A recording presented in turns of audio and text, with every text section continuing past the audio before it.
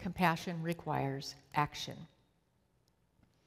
It begins with us having the intention of coming from love, and then we move into action. And part of the journey is learning how to become more fully aware in each moment of what we are doing and what we are saying, because something once done is very difficult to undo.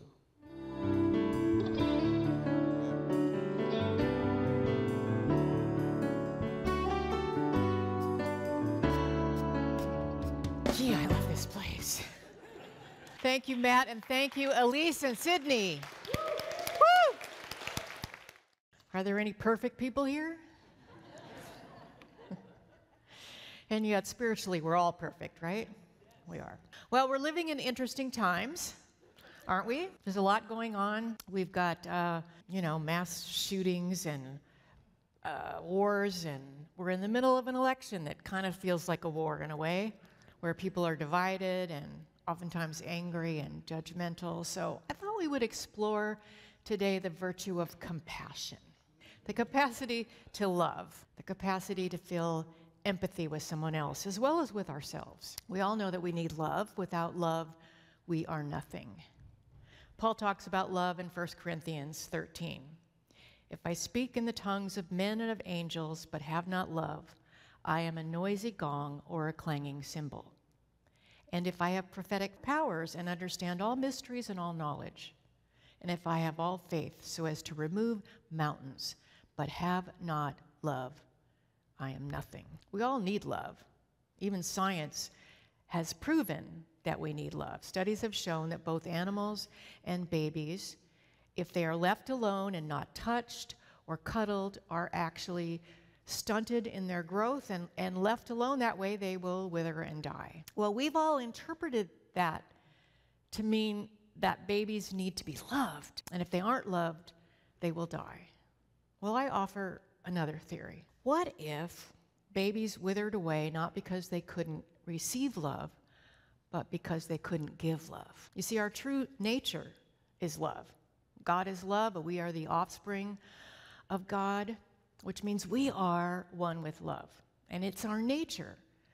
It's in our nature to express love, to give love. And I think that's why I say people that live alone, if they have a pet, they live longer because they have something to give their love to. And so love is our true nature. And yet if we're honest, there are times we will confess that we aren't loving, we aren't very compassionate, because we're evolving in consciousness. We're not always living out that full potential in every moment. And there are steps that we can take in order to move into that which is our fullest potential. And that's our purpose here on this planet, is to move into the full potential and be the best that we are capable of being. So the first step in moving toward that is recognition. First of all, recognition that our true identity as children of God, that's our identity and the identity of everyone else around us. We are here to remember and express the fullest of our being. And yet there's another type of recognition, recognizing that there are times when we're not always living that out, when we're not always compassionate, when we're not coming from love. We might say another word for that is confession. In some religions, they actually have a practice of confession. I was raised Catholic, and we had that. The Jews have a day for this. It's called Yom Kippur, which in the Jewish faith is the Day of Atonement. And on this day, they outwardly confess their shortcomings. And we don't have that in unity, but we do acknowledge part of the growth process is being willing and able to recognize when we fall short. The word sin in the Bible is a Greek archery term that means missing the mark, missing that mark of center. I took archery in high school. It was either that or field hockey. So I learned how to take an arrow and a bow and to aim at a mark. And most of the time I missed the center. In fact, there were times I missed the whole bale altogether. But we all miss that mark from time to time. We all sin. And the first step in hitting that mark is recognizing when you don't, so that you can change your aim next time. If I thought that I had been hitting the center every single time, I would keep pointing in the same direction. But because I recognized that I missed, I could aim a little differently next time. In AA and the 12-step programs, one of the 12 steps is an inventory step. They do a major inventory once, but then there's another step where each day they have a practice of going over their day and seeing where they've missed the mark. And when you do it daily, it doesn't have a chance to pile up. Mahatma Gandhi spent his entire life focusing on compassion, living a life of nonviolence, a life of compassion and love. And he said the practice of nonviolence was only for the very, very brave souls. Because in order to practice nonviolence, one needs to confront the violence within themselves. And in Gandhi's family, they had a practice of learning to cultivate a heart of nonviolence and compassion. And they did what they called a genealogy of violence. They were learning how to cultivate a true heart. Jesus said, "Blessed are the pure in heart, for they shall see God. They shall not see condemnation or prejudices or differences. They shall see God in the black people, the Jewish people, the Hispanic people, in the poor people, the short people, the straight people, the gay people, in the Republicans and the Democrats." They are cultivating a pure heart. Why are we laughing? Well, Gandhi established this practice where he taught his sons, and they taught their sons, this daily practice of a genealogy of violence, in which they kept a journal.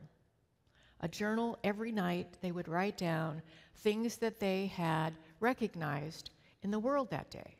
Active violence and passive violence. You know, active is when somebody hits somebody or slaps somebody. Passive violence is kind of a hardening of the heart or judgment or forgiveness not given. And it was written down. And a part of that practice of writing it down was to ask themselves, what part of this still lives in me? Recognition is the first step. Gandhi said we have to be the change we wish to see. If you don't identify the issues, you will live with it. We need to recognize what in us needs to be changed. Now, Gandhi's grandson, Arun, who's actually been to this church before, tells a story that really illustrates not only compassion, but the willingness to recognize and confront what needs to be changed in oneself. Shortly after Gandhi was assassinated, his family moved to South Africa, where they lived. And Gandhi's grandson, Arun, is telling this story. They lived 18 miles from town where they were doing service work, and one day he was 16 years old and kind of in his rebellious period. And his father said to him, he said, "I must go into town on business, and I want you to drive me there. And while I'm going about my business, I want you to take the car and have it serviced, and I also want you to get groceries for the family." And he said, "Here's a list and money for the groceries." And so Arun drove his father the 18 miles through the cane fields and the mud to town, and he took his father to where he was going to be doing his business and dropped him off. And his father said, "I want you to pick me up here on this corner at 5 o'clock. I will be here waiting for you." And Arun tells, he says, "Because I was young and impulsive, even though it was not a family practice, I decided to go to the movies that afternoon because I really loved John Wayne. And I'd only been to one other movie. So I rushed to get the groceries, I dropped off the car, and I went to the movie house." And he said, "There I watched the John Wayne Western, and I didn't pay attention that it was a double feature. So when the movie was over, it was already past 5:30. I rushed to get the car, but by then it was 6 o'clock. And he says, I went to where my father was and found him pacing up and down. And the first thing my father said to me was, 'Why are you late? Where have you been?' And Arun said, I don't know why I decided to lie to him in that moment. I still to this day do not know. But I said to my father, I'm late because the garage kept the car too long and it was not ready when I went to pick it up. And Arun said, I did not know my father had already called the garage and found out there was no problem. He said in that moment that he lied to his father, he could see the pain in his father's eyes. And his father looked at him and said, he said his father didn't look at him and tell him he was a bad child or that he was going to be punished or grounded or anything. He said, oh, Arun, I must have failed you somehow that you have chosen to lie to me. And I must discover what I have done in error to raise you in such a way that you would make a choice to lie to me. And so I will not be able to ride home with you. I must walk home, so I will have those hours to contemplate what I have done wrong. And Arun said that his father would not be dissuaded or convinced to get in the car and ride home, and instead he began walking the 18 miles home. And he said it was past 6 by this time, and by 7 it was dark. And he said, I could not leave my father to walk the cane fields and mud by himself. So I drove the car behind him very slowly, and his headlights shined the way. All those hours, it took 5 hours. And he said, I made a decision in that moment to never lie again. His father, Gandhi, had said we have to be the change we wish to see. And if we don't identify the issue, we will live with it. We need to recognize what in us needs to be changed. So recognition is that first part of cultivating a heart of compassion. And that leads us to the second step, which is resolution. You see, Arun, in recognizing what he had done, resolved to never do it again. When we recognize that we've shut down, or we've been judgmental, or withheld love, we can resolve with God's help to heal that prejudice, or heal that judgment, or to open our heart. You know, I've always thought that I wasn't prejudiced. I never felt prejudice toward, black people or Jewish people or gay people. And I, at one point, was kind of proud of that fact, But, we're in an election period, and I found myself being very judgmental at times. I've even shouted at the TV a few times. When I would see people talking about how they felt about different things and groups of people, and I would think, gee, how prejudiced can you be? And after I did that for a while, it then dawned on me that I was judging them. I found that I was prejudiced toward people that I viewed as prejudiced. So I was no longer filled with compassion. I was doing the very thing I was accusing them of doing, which was withholding love based on how they believed.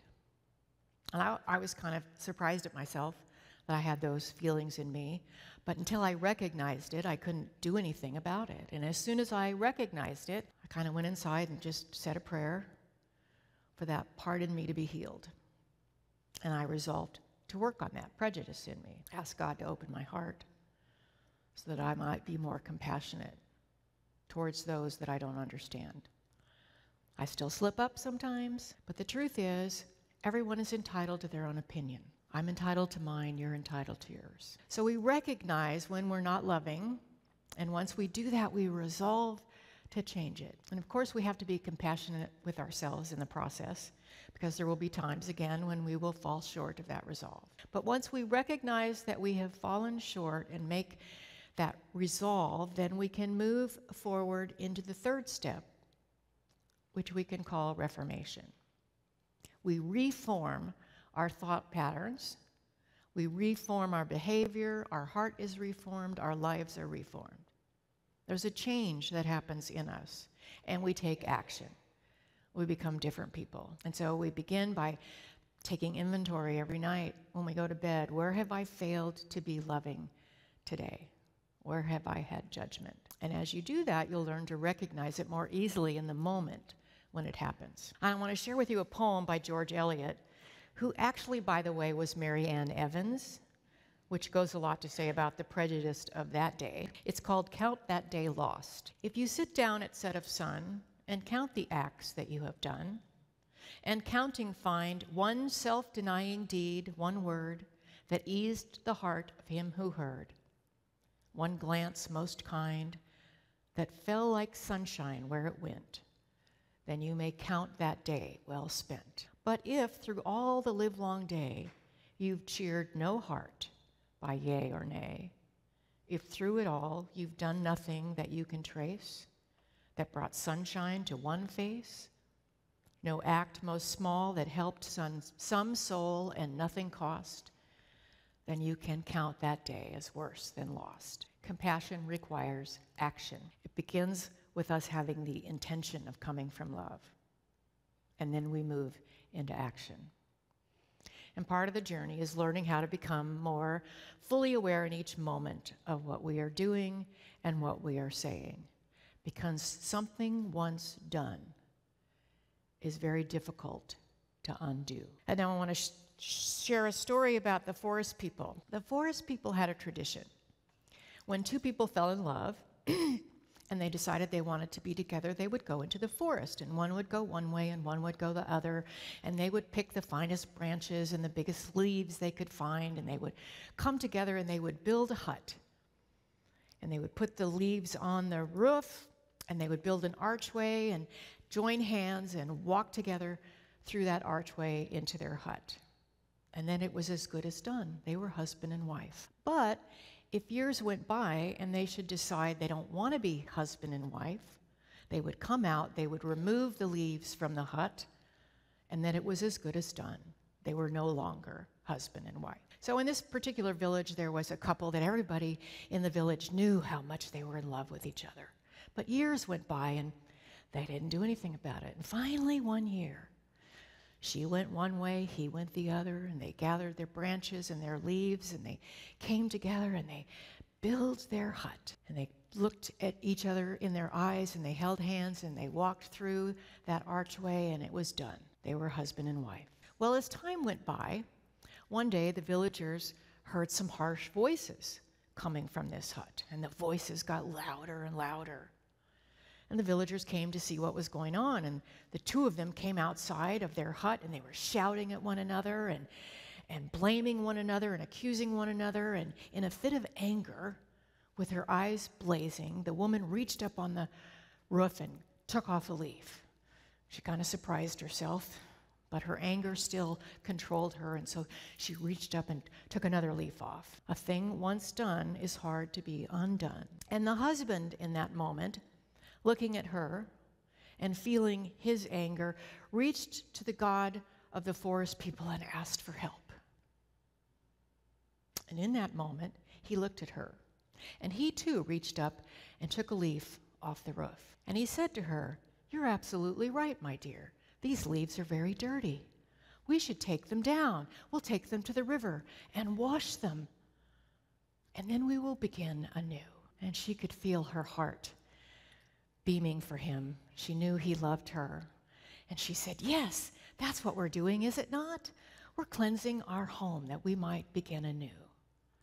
And the other villagers thought, "Wow, what a wonderful idea. You know, we too have dirt on our leaves. Let's go down to the river and wash those leaves and begin anew." Well, I might suggest to us both that we have dust on our leaves that surround our heart. We don't maybe even know they're there. But let us go to the river of silence, the river of love, and ask God to clean those leaves, and let us begin again to cultivate that heart of compassion that we might truly love one another. God bless you. Just telling Donna I need to do more cardio. That was excellent. Woo! All right. Good morning to you beautiful souls. My name is Anaya. I am the events manager and sacred service coordinator for Unity Church of the Hills. And today, I invite you to celebrate and honor with me the dedication and the service of Craig de Vescovi's heart as a hospitality, volunteer. Yes. Craig has shared his heart so lovingly and his spirit so freely as a chef for over 50 years. From 11 years old, Craig would work in the kitchen with his father, who was a master international chef in Italy and an executive chef of Italy's Titanic, the Andrea Doria. Craig has shared his love for cooking and hospitality with his Unity family for over 4 years. He's been here a little bit longer, kind of giving his love and sprinkling it into other events. From his famous pasta sauce to stories of his African gray parrot, Duchess, Craig has made an imprint on our community, our bellies, and our hearts. Cats and kittens, gather round and listen up. Unity Church of the Hills is about to get groovy with a far-out 1970s themed fundraiser you do not want to miss. We're talking great tunes, boogie down fun, and a night that you'll have you feeling funkier than a disco ball. It's all happening Saturday, September 28th. Woo! Joni and I are going to keep it cool as the host for this entertainment part of your evening, bringing the good vibes throughout the night. Whether you're into dancing or just kicking back, there's something for everyone. Yeah, baby. Now, don't be a jive turkey. After the service, slide on over to the foyer and register for the event. And if you're feeling extra generous, we're looking for sponsors and partners to make this thing even more righteous. You can sign up online or rap with Anaya after the service for all the deets. So, dust off your bell-bottoms and platform shoes, and let's make this a night to remember. Be there or be square. We can do better than that. Be there or be square. Yay. Notice that I've already picked my outfit, my threads. They've even been delivered by Amazon. Joni is still looking for hers. I picked the one on the right. Get a sneak peek at the live auction items by scanning the QR. Or outside better in the foyer, an immediate hard left. As soon as you go out, there's a small monitor, and you can take a look at what will be for auction that night. That's to the left in the foyer. Just a reminder, registration will also be available in the foyer. So, if you're interested in being a sponsor or partner, you can rap with Anaya after the service, or you can register online. Join us next Saturday. Be there or... Nominations for the 2 open positions on the 2024-25 Board of Trustees are being accepted now through October 20th.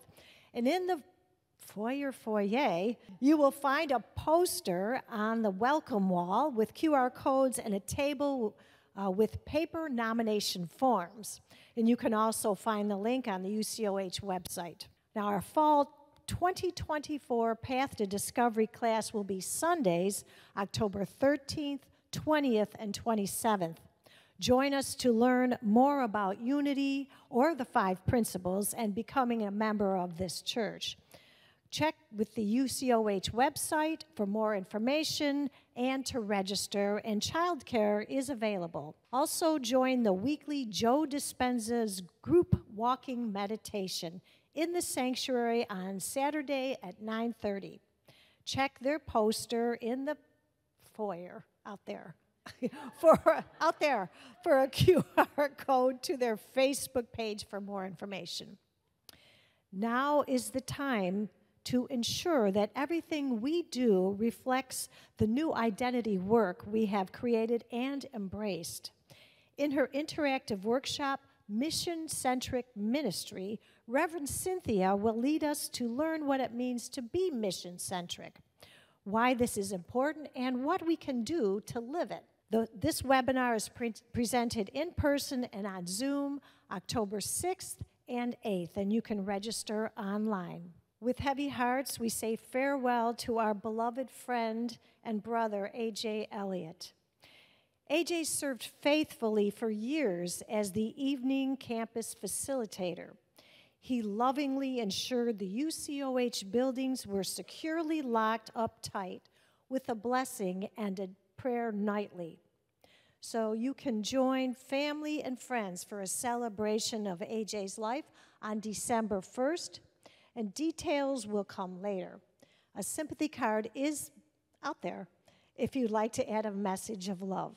Each Sunday, prayer chaplains hold sacred space during the service and are available to pray with you in the chapel immediately following the service.